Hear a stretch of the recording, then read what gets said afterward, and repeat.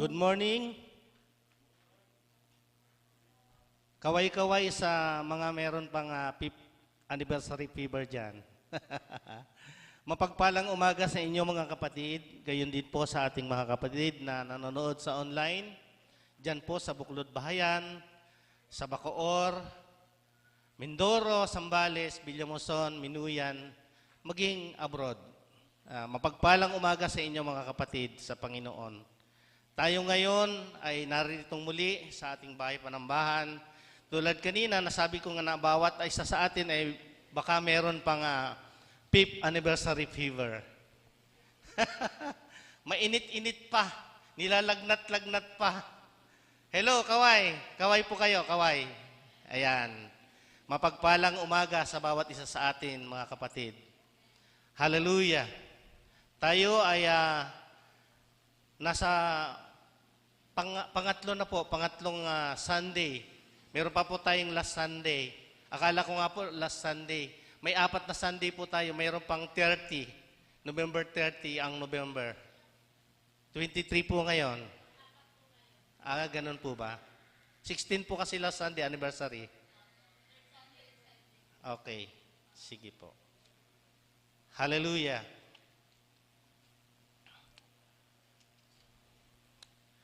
Hallelujah. Amen.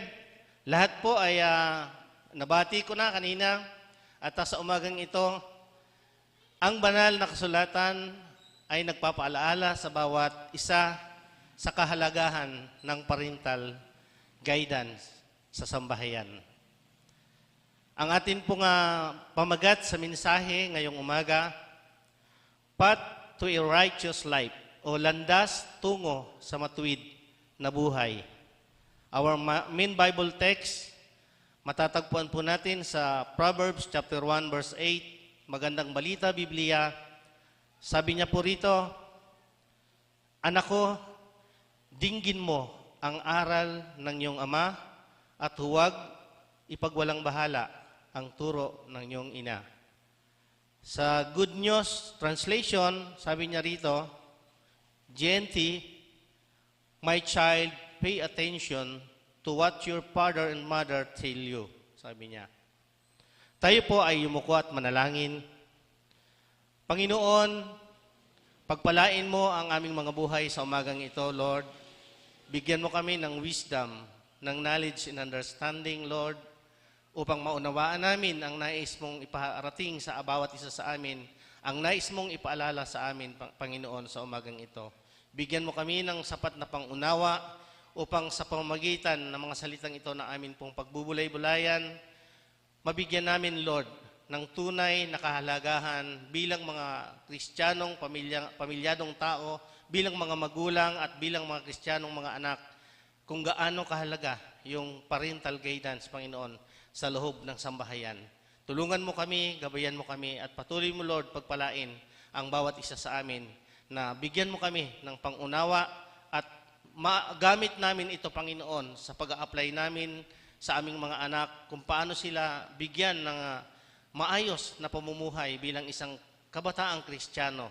At bilang magulang, Lord, bigyan mo kami ng time, Panginoon, na mapag-aralan ang mga bagay na ito ng maayos, na hindi namin ito maniglik, Panginoon, ang aming obligasyon sa aming mga anak. Salamat po ng marami sa inyo pong papuri, pasasalamat. Sa pangalan ni Jesus. Amen. Ang atin pong Bible text sa umagang ito ay hango sa aklat ng Kawikaan. Ang author nito ay si King Solomon at ang ibang mga kasabay niya si Agor at ang ina ni Haring Lemuel. So, ang aklat po ng Kawikaan ay marami po siyang pakinabang. Ito po ay tinatawag na practical teaching. Mahalaga po ito. Ito po ay nagtuturo kung paano mamuhay ang isang pamilya o isang sambahayan. Paano makipagkapwa-tao ang isang kabataan o Kristiyanong sambahayan. Ano ba ang kanyang pag-uugali? At yung pagpipigil sa sarili ay mahalaga. Binanggit din dito. At pagpapakumbaba. Pagtsatsaga, paglingap, paglingap, sabi rito, sa mahihirap. Naalala ko yung ating mensahe last anniversary na fulfill the law of Christ. Yung paglingap sa mahihirap at katapatan sa kaibigan. Ito po ay mga nilalaman ng aklat ng Proverbs. Ito po ay isang practical teaching na kung saan binigyan ko siya ng pansin sapagkat naalala ko na nagtatak sa aking isip yung binanggit ni Bishop Mike last anniversary na sabi niya, bakit pa ako magiging theologian, maging theologist, hindi ko nagagamitin yon, sabi niya. Gusto ko real talk, sabi niya. Magiging practical na ako, sabi niya, para may matutunan kayo kaysa maging theologist pa ako, sabi niya. So, dito, nakita ko din po kung gaano kahalaga ang upbringing ng mga kabataan sa panahon natin. Kanino po ba magmumula ang isang maayos na behavior ng kabataan, di ba sa sambahayan ng isang Kristiyano? Paano mapupulpil ni Lord kung ang ating kabataan ay taliwas sa sinasabi ng Biblia? So nakita ko po sa aking pagmasid na yung kabataan ngayon ay grabe na, hindi na, kakaiba na, masalimuot.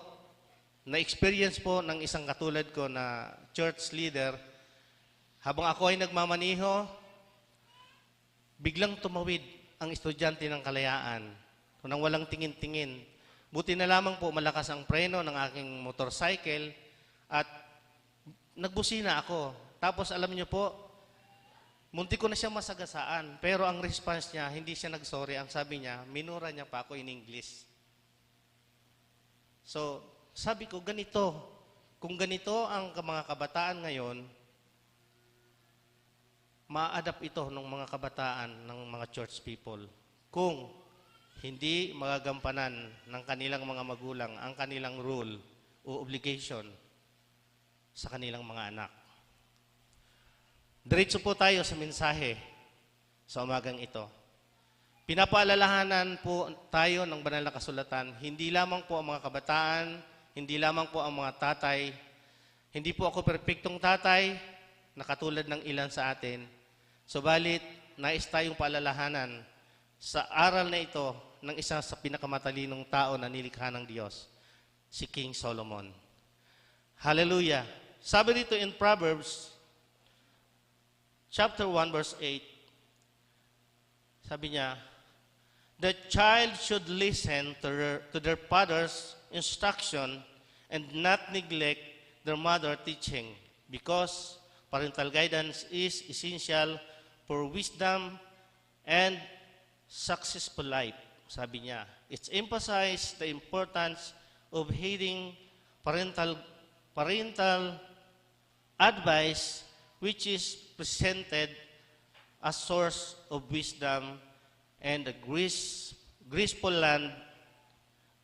guardland for your head and pendant for your neck.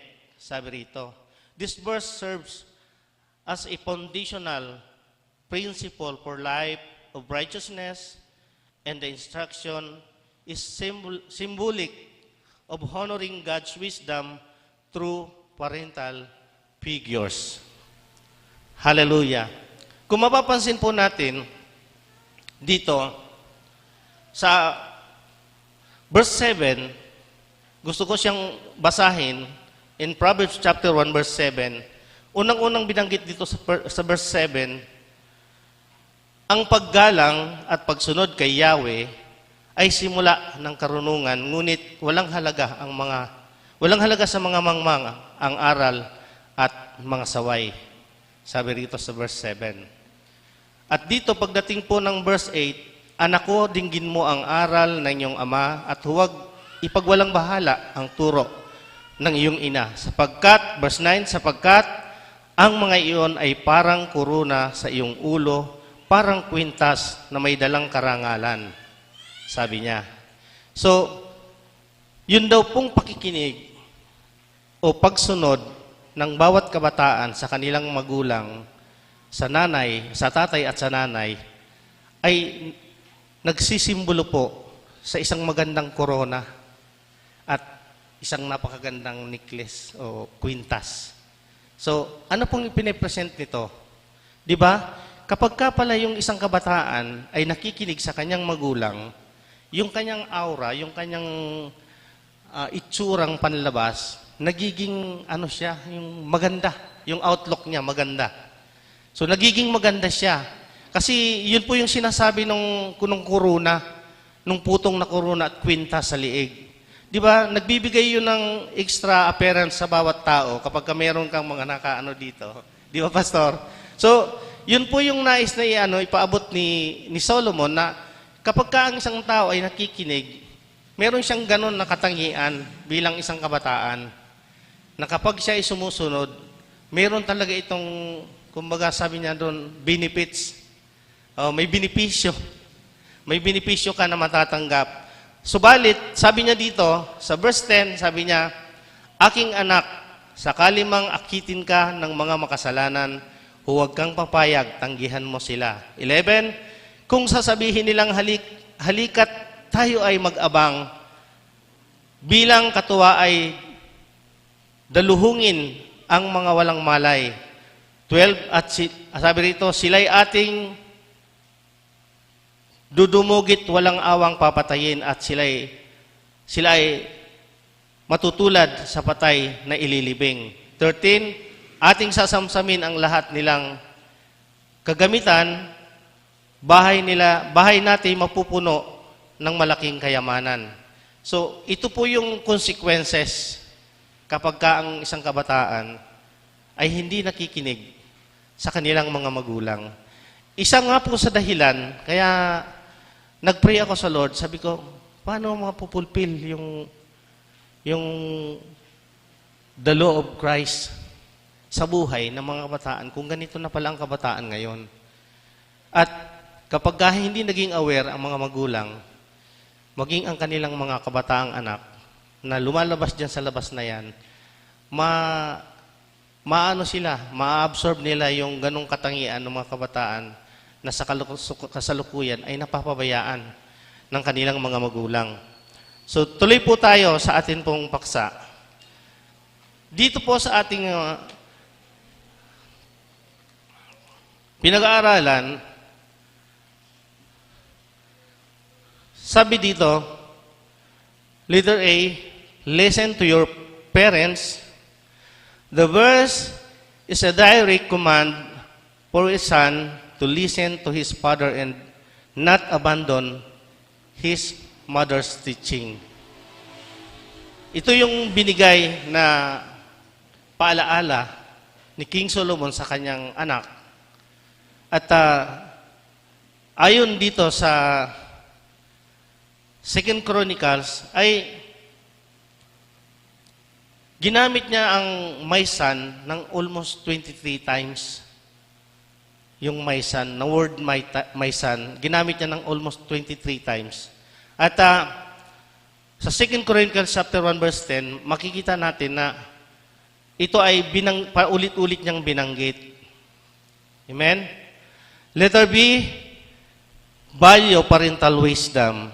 It is suggest that parents provide a valuable and authoritative source of wisdom built on their experience.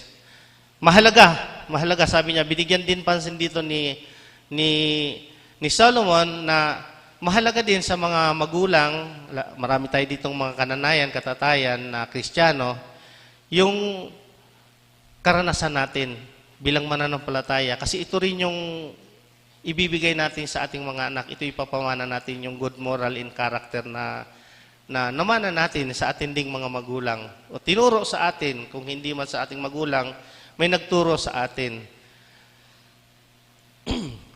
Letter C, symbolic meaning.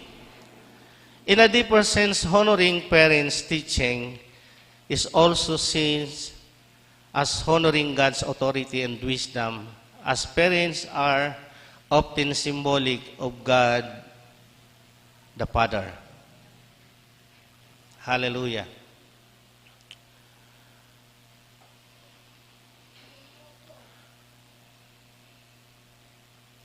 No. Ah, letter C pa pala. Letter C, foundational for life.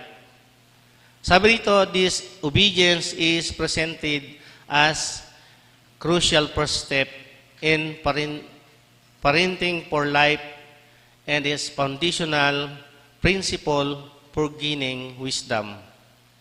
So pag sinabi pong gaining wisdom, ito po yung ang bawat isa na binibigyan ng payo, binibigyan ng aral ng kanyang mga magulang ay may napupulot na aral sa kanilang mga magulang. At ito yung dahilan kaya sinasabi ni Solomon na mahalaga yung practical teaching sa kanyang anak, sa kanyang son. Kaya sabi niya, my son, o maging sa atin po sa kasalukuyan. Napakahalaga po nito. Ito po ay napakahalagang parte at obligasyon ng mga magulang sa kanilang mga anak para sa kanilang upbringing. Lumaki sila ng may takot sa Diyos. Ito yung isa sa layunin ni King Solomon na lumaki sila sa aral ng kanilang mga magulang. At yun na nga, sa letter D, symbolic meaning, in a deeper sense, honoring parents' teaching is also seen as honoring God's authority and wisdom, as parents are often symbolic of God the Father. Sabi dito ni King Solomon, may napansin po ako dito Si King Solomon, instead na sabihin niya, honoring his father and his mother, hindi niya sinabing ganon. Listen, makinig. Makinig ang words na ginamit niya. Sabi niya, he didn't tell his son to honor his father and mother. Instead, he told him to listen to his father and mother. Solomon knew that honoring parents is the only great commandment that was accompanied by a promise, the promise of long life, and we can be sure that he wanted his son to inherit the blessing and the promise of God. But Solomon wanted his son to excel beyond the basic of the law. So yun po yung rason ni King Solomon. Kaya alam niya na sa banal na kasulatan, alam niya na ang Diyos nagsalita na honor your father and your mother. So kaya ang ginamit niyang words, listen. Makinig, sabi niya. Sapagkat alam niya na ang Diyos ay mayroong pangako na ang bawat nag-honor sa kanilang magulang ay may blessing talaga, may pangako. Beyond obedience and conformity to the law, not only did his father want his son to inherit the blessing of God, he also wanted his son to enjoy the benefits of parental wisdom. Doon po sa Exodus chapter 20 verse 12, makikita natin doon na binanggit ito. Tingnan nga po natin sa Magandang Balita Biblia. Exodus 20 verse 12. Hallelujah. Paki-plus po.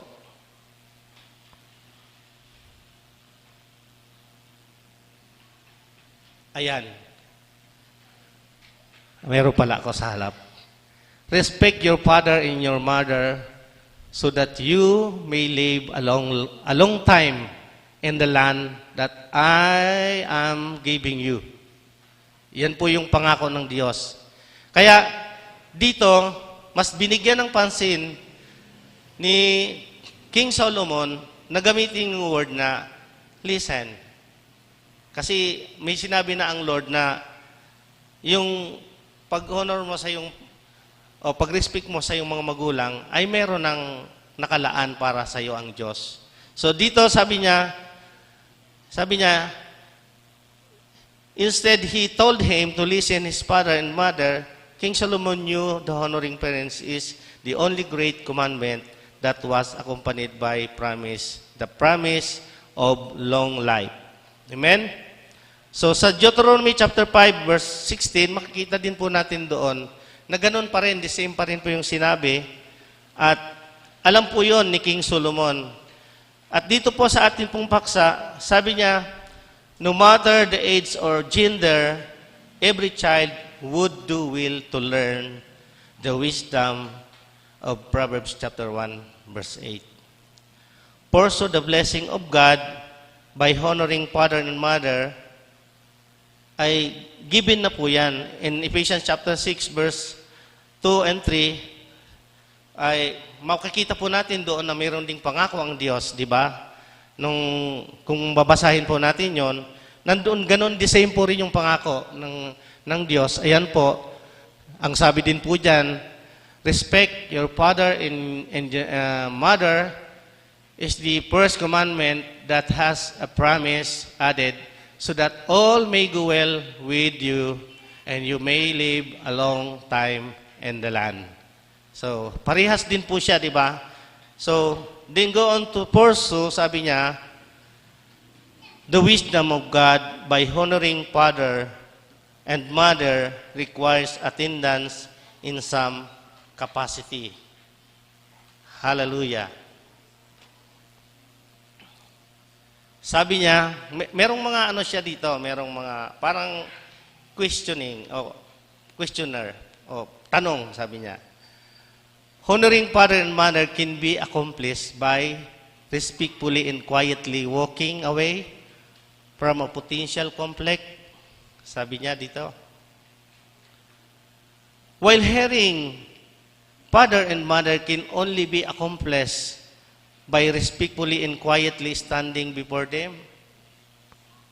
Sabi niya, pangatlo, honoring father and mother can be achieved by a close mind as long as it is accompanied by close mouth.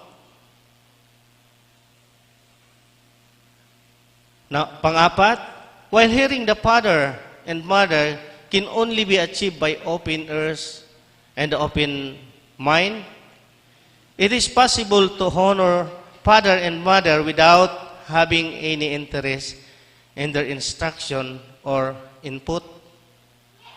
Yun po yung mga katanong. It's very possible to honor father and mother without ever gleaning any wisdom from them. Hallelujah. Nasundan po ba ninyo? Kapag may mga ganitong pagkakataon sa buhay ng bawat isa sa atin na merong sarado, sabi dito, mabibigyan daw ba natin ng karangalan ng ating mga magulang kung sabi dito, sarado ang ating bibig, sarado ang ating kaisipan, o sabi niya,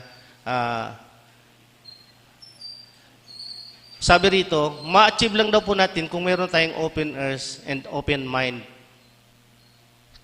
Sabi niya, mabibigyan natin siya ng karangalan ang ating magulang.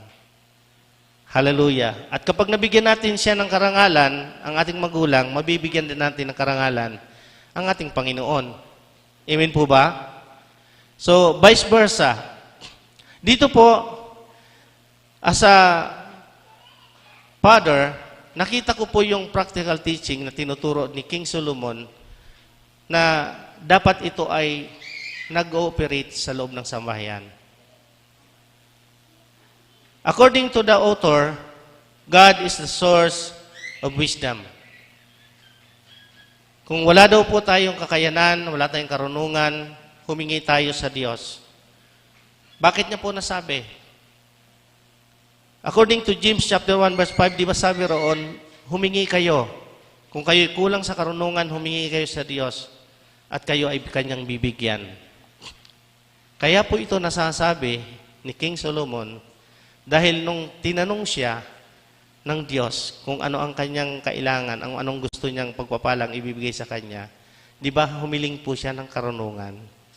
Kaya nga po siya ay isa sa pinakamatalinong nilikha ng Diyos. Di ba sabi niya, bigyan niyo po ako ng karunungan Sabi niya, at kaalaman, upang mapamahalaan ko ang bayan ng Israel ng tama bilang isang hari. So yun po yung hiningi niya. Kaya dito, sabi niya, mahalaga ang practical teaching sa sambahayan. Dapat ito ay ini-implement ng mga magulang. Amen? Mahalaga. Alam ko po na marami tayong mga magulang ngayon na busy. Maraming mga magulang ngayon na most of the time nandun sila sa kanilang workplace. At wala na silang time para sa kanilang mga pamilya. Dito, pinupukaw po ng banal na kasulatan yung atin pong mga isipan, ang ating mga puso, sa kung gaano kahalaga ang practical teaching sa loob ng sambahayan tulad ng pagbibigay ng good moral and character sa kanilang mga anak. Kasi sabi ko nga, paano ipupulfill ni Lord yung kanyang kalooban sa buhay ng mga kabataan na ito kung ganito. At kapag na-adapt ito ng mga taong simbahan, dahil pinabayaan sila ng kanilang mga magulang na turuan sa tamang aral tungkol sa Diyos, hindi mapupulfill. Di ba? Di ba? Paano nila i-carry ang burden to one another? Di ba sabi dito, carry one another burdens. Kung ang isang tao ay walang malasakit sa kapwa, yung kanilang upbringing ay hindi angkop doon sa kanilang buhay bilang mananampalataya at lingkod ng Diyos. Hindi po ako judgmental, di rin ako perfect na tatay, pero ang banal na kasulatan ay nagpapaalala sa bawat isa sa atin, sa akin, sa iyo, at sa ating lahat. Amen po ba? Palakpakan po natin ang Panginoon. Hallelujah! Napakahalaga ng role ng mga Christian father and mother sa kasalukuyan. Pag ginala niyo po ang inyong paningin diyan sa paligid, sa labas, malulungkot kayo sa mga kabataan na makikita ninyo. At hindi po exempted na ma-adapt yun ng ating mga anak bilang Kristiyano. At yun po yung nais ng Diyos na pukawin ang ating damdamin. Sabi rito, in our present generation is not easy to command to obey his father and mother. Why? Bakit? Because the father and mother both busy sa work. Most of the time nila sa workplace, nandoon sila. Wala na silang time para pangaralan ng kanilang mga anak. At ano po ang nangyari? Imbis na ma-adapt nila yung wisdom from his father and mother, na-adapt nila yung wisdom ng worldly children. Paano mo yun sila sasawayin? Eto, meron po akong, kasi naalala ko si Bishop, sabi niya, real talk tayo mga kapatid, sabi niya, para matuto kayo. Di ba? Napapansin po natin ang mga kabataan ngayon, napapansin natin, palasagot na sila. Nangangatwiran sila. Sa biglang tingin, akala mo, ano na talaga, masama na ang kanilang pag-uugali. Pero kailangan maging matalino tayo, mga kapatid. Dahil sabi nga ni Bishop, new generation na sila ngayon. Ibang generation na sila ngayon. Kailangan maging matalino din tayo sa pag-handle sa kanila. Kasi sabi ng isang eksperto, yung mga bata na yan, yung edad na 8 to 9 hanggang 10, nagde-develop yung kanilang hormones at mayroon silang mga attitude na nangangatwiran, sumasagot. Ngayon, kung hindi mo siya ma-handle ng tama, kapag hinandle mo daw siya ng pasigaw at galit, ano siya? Magkakaroon siya ng takot. At hindi na siya mag-open up sa'yo kung ano yung kanyang nararamdaman. Maghanap siya ng tao sa labas na doon siya mag-open. So, dapat mahinahon daw po ang pag-approach sa mga ganitong uri ng behavior ng mga kabataan ngayon. Mahinahon ang pag-approach at yun nga, may katalinuhan tulad ng sinasabi ni King Solomon. maging maingat tayo sa mga sinasabi natin sa kanila. Hingin natin sa Lord yung wisdom. At sabi naman ng Biblia, pag kulang tayo sa kaalaman, bibigyan tayo ng Panginoon ng kaalaman para mabigyan natin sila ng tamang aral bilang isang kabataan. Amen? Sa pagpapatuloy, nakita ko po dito na the obligation or role of the father and mother have been neglected. What happened the scenario? Ano po ang magiging scenario kapag ganito po ang nangyari? Di ba doon sa ating verse na binasa kanina, nagbigay ng paalaala ang author, sabi niya, in verse 15, chapter 1, verse 15, aking anak, sa kanila ay iwasan mong makisama. Umiba ka ng landas mo, papalayo sa kanila. 16, ang lagi nilang hangad gumawa ng kasamaan, sa tuwina ang bisig ay handa sa pagpatay. 17, sa pag-uumang ng bitag ay walang mangyayari kung nakikita ng ibon ang nais mo siyang mahuli. 18, ngunit hindi nalalaman ng taong iyon, bitag nila ang sisilo sa sarili nilang ulo. 19, ganyan ang uuwian ng nabubuhay sa karahasan. Ganyan nga magwawakas ang masamang pamumuhay. Ito po yung senaryo na maaari nating makita kapag hindi po natin nagawa yung dapat nating gawin bilang magulang sa ating mga anak. At paano mapupulfill ni Lord yung kanyang nais sa buhay ng ating kabataan kung hindi natin nagawa ang ating obligasyon sa kanila. Real talk, mga kapatid. Baka naniniglik natin ang ating mga obligasyon. Bilang mga Christian people, dapat sa atin ito nagmumula. Nakita ko po ito sa sarili kong mga mata, na-witness ko po. Nag-observe ako sa lahat ng mga kabataan, mapa-church people o hindi church people. Tinitimbang-timbang ko at nakita ko sa aking pagmasid. Nalulungkot ako sa mga nakikita ko. Kaya sabi ko, paano sila magkakaroon ng malasakit sa kanilang kapwa? To carry one another burdens sa buhay ng ating mga mananampalataya kung ganito ang upbringing ng mga kabataan. Mahalaga. Mahalaga din po yung ating pangangaral sa ating mga anak sa loob ng sambahayan. Huwag po natin yung kaliligtaan. Amen? Isang bagay na nakita ko po nung ako ay nagmamasid sa labas, habang ako ay bumabiyahe, nakalulungkot isipin, nasasaktan ang aking kalooban, lalo na kung nakikita ko, yung ating mga anak bilang mga Kristiyano, na-adapt nila yung ganitong behavior, na-adapt nila yung ganitong pag-uugali.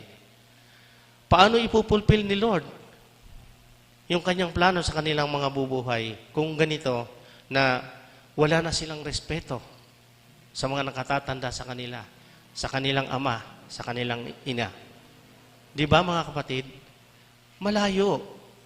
Samantalang sabi roon, ang bawat anak daw na nakikinig sa kanyang ama't ina, mistulang mayroong kuruna at napakagandang necklace o ginto na kwentas, siguro parang ganon. Ganon daw yung aura o katangian ng isang anak na busog sa pangaral ng kanyang ama't ina. Lumaki sa pangaral ng kanyang ama't ina. Nakikinig, sumusunod. Isa siyang karangalan. Nakapagbibigay daw po ito ng karangalan sa kanyang ama at ina. Kapag ang kanyang anak ay, siyempre, pagka ang anak mo ay, lalo na kung, pastor, valedictorian, o kaya cum laude, di ba? Tapos, masunuring anak pa. Aba, siyempre, proud ka bilang tatay, di ba? Kasi masunuring anak siya, nakinig sa sayo, pinagpala siya ni Lord, naging cum laude siya. At nagkaroon ng magandang trabaho, naging successful ang kanyang buhay. Di ba may pangako ang Lord eh? Hahaba ang iyong buhay, sasagana ang iyong pamumuhay dito sa lupa. kapag ikaw ay sumunod sa iyong ama at ina. Yun ang sabi ni Lord, di ba? Sa Old Testament, maraming beses yan na sinabi, na binanggit, na yung mga pangako na yan ay may kalakip talaga na pagpapala. Hindi lamang hahabang yung buhay, pero magiging successful in life ka. Maring sa trabaho, maring sa pag-aaral mo, o maring sa negosyo, at iba pa. So dito, bigla ko po itong naisip, sabi ko, oo nga, paano ipupulfill ni Lord kung ang mga kabataan ng aming church ay hindi naman sumusunod sa kanilang mga leader, hindi nga sumusunod sa kanyang nanay at tatay, paano pa susunod sa mga leader, di ba? Practical teaching po ang sinasabi dito ni King Solomon. Sorry. So dito po, gusto ko pong tingnan minsan pa yung sinasabi ng verse 9. Sabi niya,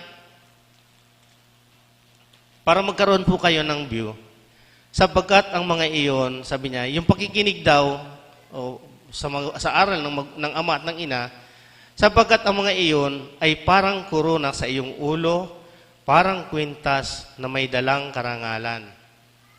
Kwintas na may dalang karangalan, sabi niya. So, sinasabi niya lang yung korona at yung kwintas na parang ganon, inahalin tulad niya. Yung pagsunod daw ay nagbibigay ito ng sabihin na nating magandang appearance sa isang kabataan na katulad ninyo. So, mahalaga ito. Ngunit sabi ko nga kanina, kung ang senaryo ay kabaliktaran, nung atin pong paksa rito, yung atin pong binabasa sa Biblia na sabi niya, anak ko, dinggin mo ang aral ng iyong ama at huwag ka ipagwalang bahalang turo ng iyong ina. Kung kabaliktaran, tingnan natin.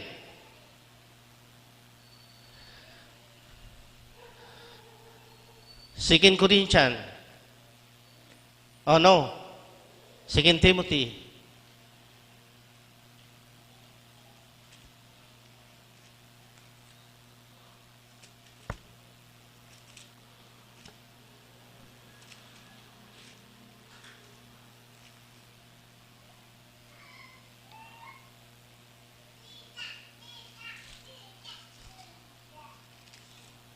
Chapter 3 po.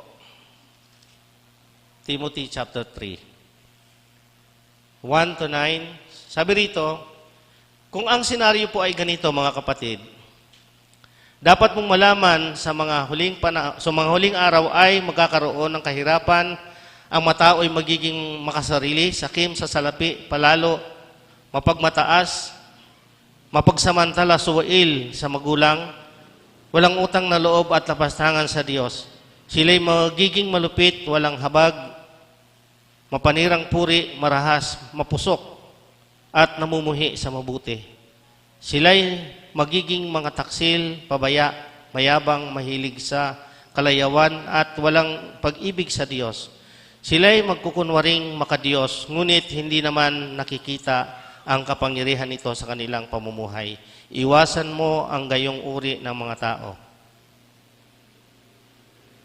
Hello, children. Sabi niya, iwasan daw natin, mga kabataan, ang ganitong uri ng mga tao. Yan po yung senaryo sa labas, mga kapatid. Kaya ko po sinasabi na mahalaga ang parental guidance sa ating mga anak, lalo na kapag sila ay lumalaki na. 5 years old hanggang 10 years old to 12 years old, dapat yan ay busog sa pangaral ng nanay at tatay. Para sa kanilang paglaki, hindi nila makalimutan yung aral na ibinigay natin sa kanila, advices as Christian father and mother. In verse 6, sabi rito, may ilan sa kanila nagagamit ng panlilinlang upang makapasok sa bahay ng mga babaeng walang pagpipigil sa sarili. Ang mga babaeng ito ay alipin ng kanilang mga kasalanan at sari-saring pagnanasa. Lahat na'y gustong matutunan ng mga babaeng ito, ngunit kailan may di sila nakakaunawa. At tulad nila, Jenes at Jamres, na sumalungat kay Moses, sila ay sumalungat din sa katotohanan. Wala silang inisip na kabutihan at hindi tunay ang kanilang pananampalataya. Ngunit hindi magpapatuloy ang kanilang kasamaan sapagkat makikita ng lahat ang kanilang kahangalan, gaya ng nangyari kina Jenes at Jamres. So ito po yung nakalulungkot na katotohanan, mga kapatid, na hindi natin dapat maranasan. Wake up, father and mother, na gampanan po natin yung atin pong rule. Hello? Yun po yung katotohanan, mga kapatid, na meron tayong obligasyon sa ating mga anak na dapat nating gampanan. Kahit na po busy tayo para sa ating pangailangan, dapat naglalaan pa rin tayo ng time para sila ay pangaralan, busugin sa pangaral, yung pangaral na may pagmamahal. Para hindi sila nagwo-walk out, hindi sila nagre-rebelde. Yung mahinahon po.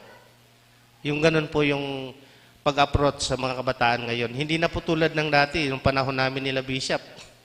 Pag tumingin yung nanay at tatay namin, lola namin, at may hawak na po yan na bamboo o kaya yantok, behave na po kami noon. Ganun lang po ang ano sa amin noon eh. So ngayon kasi, kaya yung mga kabataan ngayon, medyo nagiging arrogant na kasi dahil doon sa batas na Women's and Children Act na kapag namalo ka ng anak, pwede kang kasuhan, which is hindi naman dapat, pero hindi siguro naisip ng author yon, ng batas na yon. Kasi sa Biblia, sabi ng Biblia, ang Panginoon ay namamalo din. Dahil ang pagpalo ay tanda ng pagmamahal. So sa atin po, pwede naman tayong mamalo, pero hindi yung palo lang na para turuan sila ng tamang leksyon. At kausapin, after mong paluin, kausapin mo siya, bakit mo siya pinalo? Sabihin mo, mahal kita kaya kita pinalo. Kaya tinuturoan kita ng tama para sumunod ka sa tamang alituntunin sa buhay na ito. So lalaki po sila na may maayos na pag-uugali. And last verse sa atin pong conclusion, nais ko pong bigyan ng pansin, yung sinabi ni Apostol Pablo. In 2 Corinthians chapter 3, verse 10 to 17, panghuli, ito yung ating dapat makita sa ating mga kabataan, lalo na dito sa church, sa ating mga anak, para mapulpil ni Lord yung kanyang nais sa buhay ng ating mga anak. Kasi sila yung next generation eh.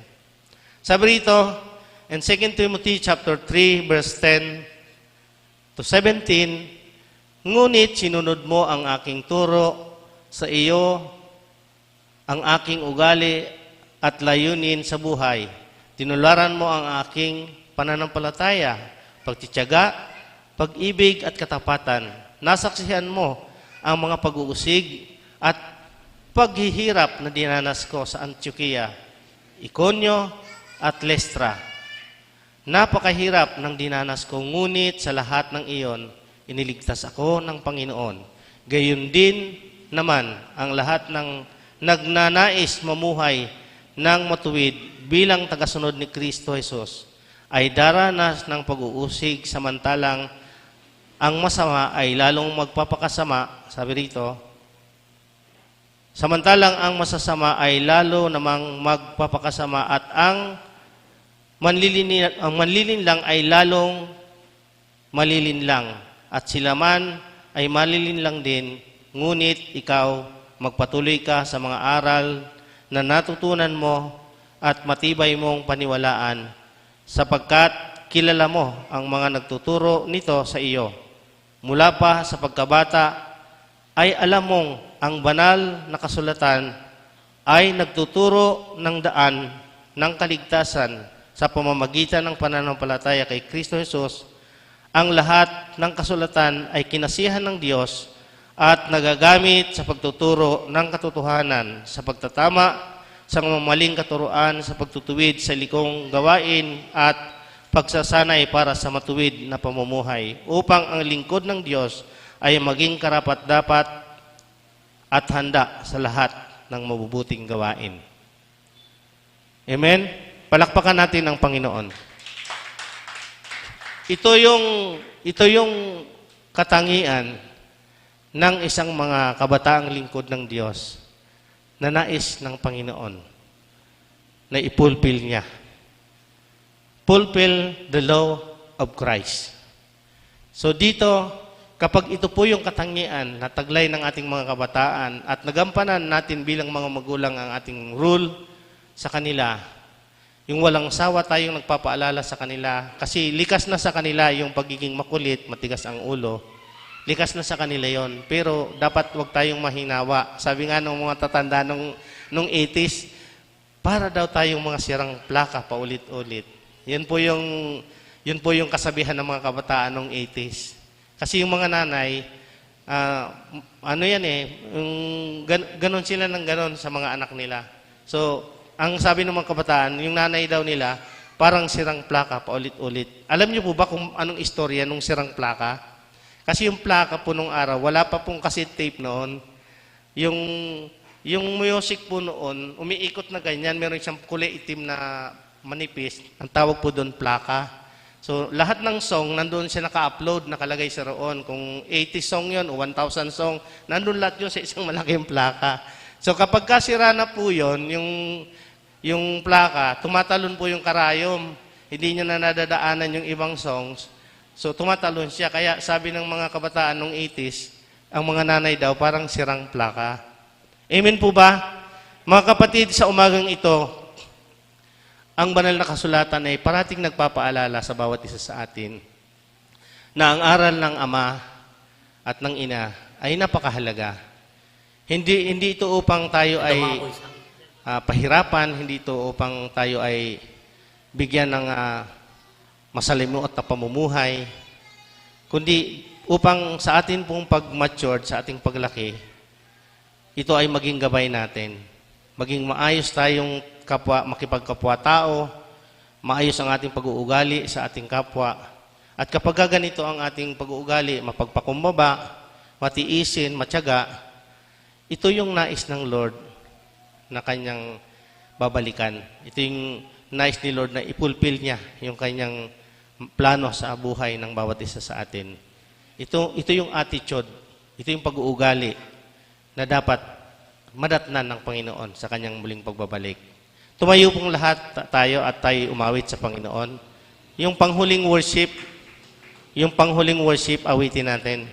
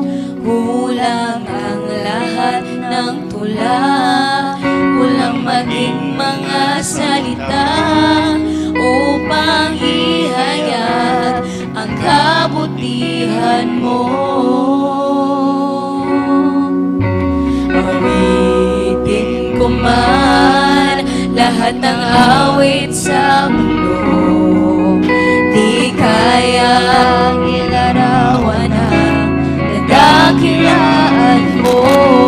Kulang ang lahat ng ulan, kulang maging mga salita upang ihayag ang kabutihan mo.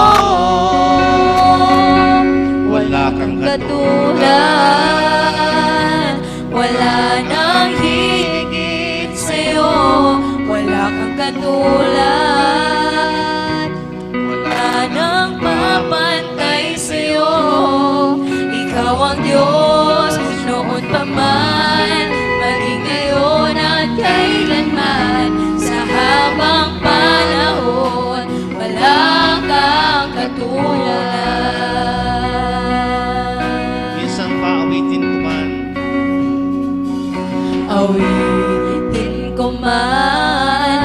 lahat ng awit sa mundo. Di kayang ilarawan ang kadakilaan mo. Kulang ang lahat ng tula, kulang maging mga salita upang ihayag ang kabutihan mo. Wala kang katulad, wala nang higit sa'yo. Wala kang katulad, wala nang papantay sa'yo. Ikaw ang Diyos noon pa man, maging ngayon at kailanman. Sa habang panahon, wala kang katulad. Wala kang katulad, wala nang higit sa'yo. Wala kang katulad, wala nang papantay sa'yo. Ikaw ang Diyos noon pa man, maging ngayon at kailanman.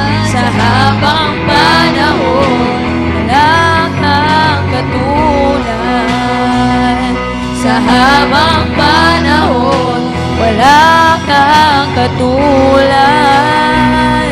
Sa habang panahon, wala kang katulad. Hallelujah! Tunay nga na wala kang katulad, O Diyos. Ikaw ang Diyos noon at ngayon, maging magpakailanman.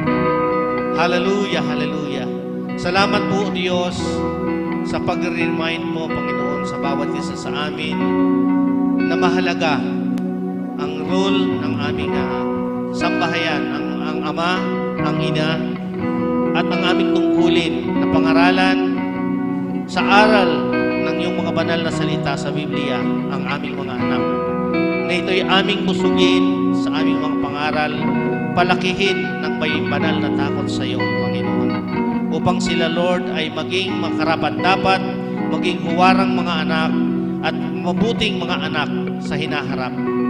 Tulungan mo, Lord, ang aming mga ina, ang aming mga ama ng sambahayan, na ang lahat ng ito ay amin pong magampanan, na merong karunungan na nagmumula sa iyo.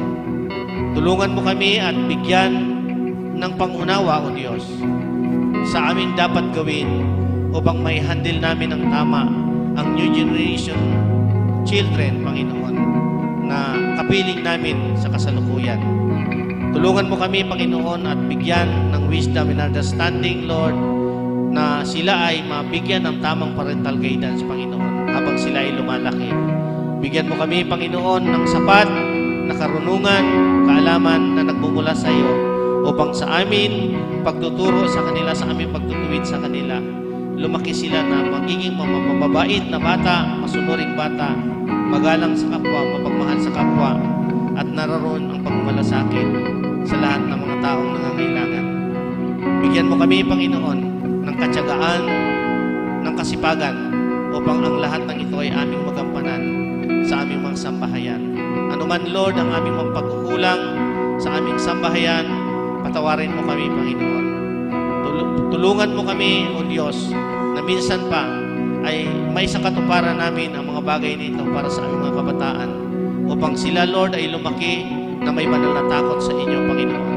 Tulungan mo ang mga katatayan, kananayan, na ang lahat ng ito ay bigyan ng pansin, hindi baliwalain, kundi bigyan ng pansin sa kanilang sambahayan, na ito ay mahalaga, ito ay essential, isang bagay na essential, Panginoon, pangangailangan sa araw-araw.